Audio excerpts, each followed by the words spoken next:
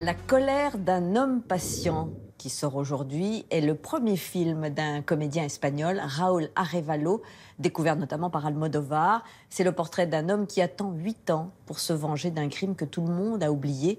Comme son héros, le réalisateur a porté son projet pendant de nombreuses années et a été largement récompensé par 4 Goya, les Césars espagnols. Stéphane Cornic.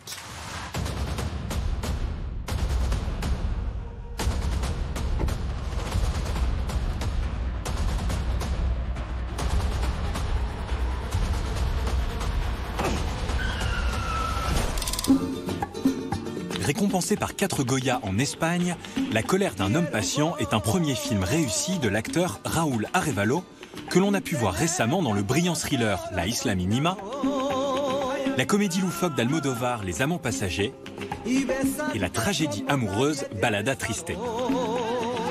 D'un fil narratif ténu, un homme se venge d'un crime qui a changé sa vie, Raúl Arevalo dresse le portrait sombre d'un citoyen ordinaire qui souhaite assouvir sa soif de vengeance en utilisant un des responsables de son malheur pour parvenir à ses fins.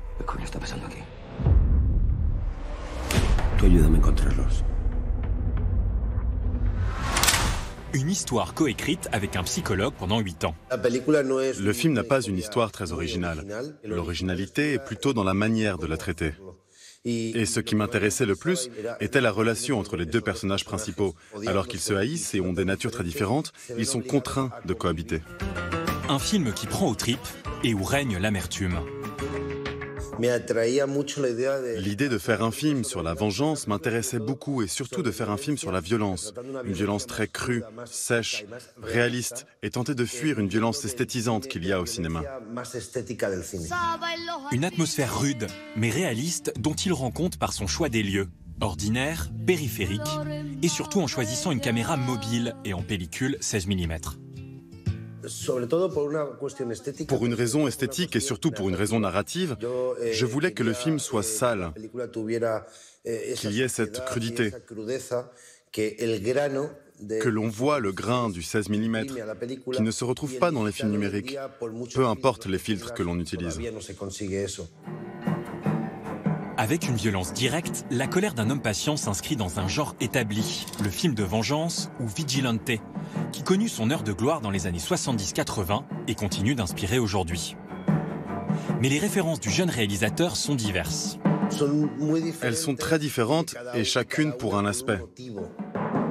Sam Peckinpah, en Italie Matteo Garrone et en France Jacques Audiard. En référence espagnole, le cinéma de Carlos Saura des années 70. Ángela, las armas las carga el diablo. Las carga el diablo.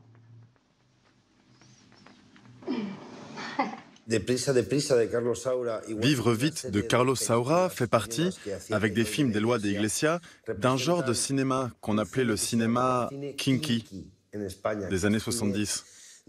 Qui représentait la banlieue, les marges de Madrid. Bueno, hoy va a ser el día, ¿no? Vamos a tomar alguanda. ¿Qué quieres tomar? Yo quiero una cerveza.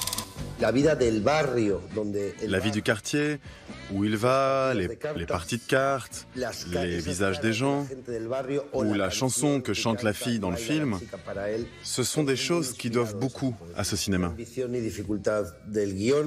L'ambition et la difficulté du scénario et du film, et surtout pour un premier film, c'était de faire des gens vrais en chair et en os, et pas tout noir ou tout blanc.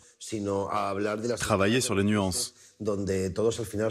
Au final, on est tous des êtres humains avec de nombreuses contradictions. José, yo pensaba que ya no venía. ¿De dónde has salido tú?